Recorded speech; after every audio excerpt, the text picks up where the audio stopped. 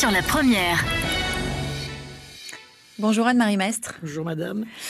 Comment se présente aux yeux du comité des sages cette campagne pour le second référendum ? A priori, on l'a senti moins sereine que la première campagne référendaire. Et c'est aussi pour ça que, disons que le comité des sages a été réactivé précocement par rapport au début de la campagne officielle, parce que nous avons eu le sentiment qu'il y avait des tensions précoces, si je puis dire, et que il nous semblait important de manifester notre présence et de rappeler, si tant est qu'on puisse le faire, un certain nombre de fondamentaux, puisque le comité des sages a été créé en 2017 par Édouard Philippe, Premier ministre de l'époque, de façon à ce que les valeurs de respect et de courtoisie, si je puis dire, préside à ces campagnes, de façon à éviter des dérapages et des incitations à la violence qui n'ont pas lieu d'être par rapport à cette consultation. Respect et courtoisie sont des mots inhérents aux campagnes. Je pense que, si vous voulez, moi je crois que on peut ne pas être d'accord, et là, en l'occurrence, on ne l'est pas, mais il y a des limites à ne pas dépasser en termes de violence, en termes d'insultes, en termes de... Et je crois qu'il est important de rappeler que on peut tout se dire, mais avec des règles qui doivent être établies. Vous savez, je crois que la Calédonie a été traumatisée, si je puis utiliser ce terme, par ce qu'on appelle pudiquement maintenant les événements, qui étaient ni plus ni moins qu'une guerre civile. Il ne s'agit pas de se cacher derrière les mots. À l'échelle de la Calédonie, il y a eu 70 morts, ce qui est énorme, avec du sang, des larmes, des familles détruites, et tout ça. Je pense que personne ne souhaite le revoir. Personne ne souhaite le revivre. On est censé avoir acquis une certaine maturité depuis 30 ou 40 ans. Et je pense qu'il est important que tous fassent preuve de cette maturité.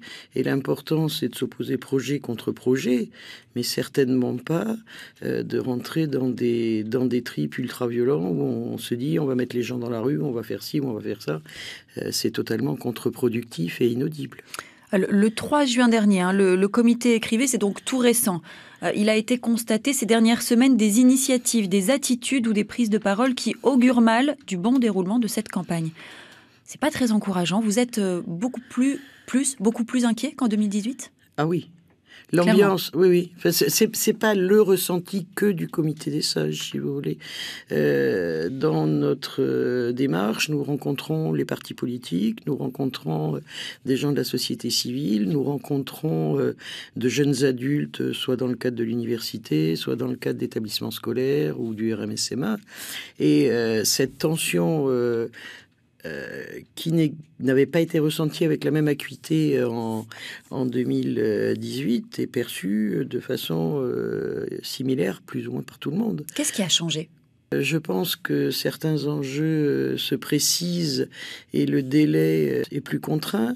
Je pense que pour certains, le référendum de 2018 était peut-être un test qui permettait de positionner, si je puis dire, les forces, entre guillemets, en présence. Et maintenant, je pense qu'on rentre plus dans le dur et il y a des radicalisations de positions qui ne sont pas forcément de bon augure. Et puis, le constat que l'on fait également, en particulier auprès des jeunes adultes, c'est une méconnaissance absolue de leur histoire et de ce qui a pu se passer, même si c'est il y a 20 ou 30 ans, où ça reste totalement virtuel, les conflits, les morts et les difficultés qu'il y a pu y avoir à l'occasion de ces événements. Et c'est problématique parce que pour savoir où on va aller, c'est quand même globalement beaucoup mieux qu'on sache d'où on vient.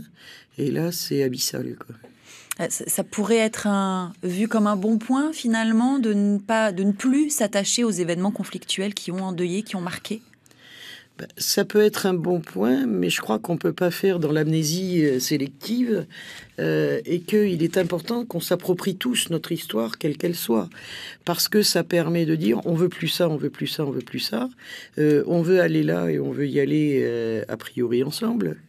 Et donc, je crois qu'on ne peut pas zapper ce qui s'est passé.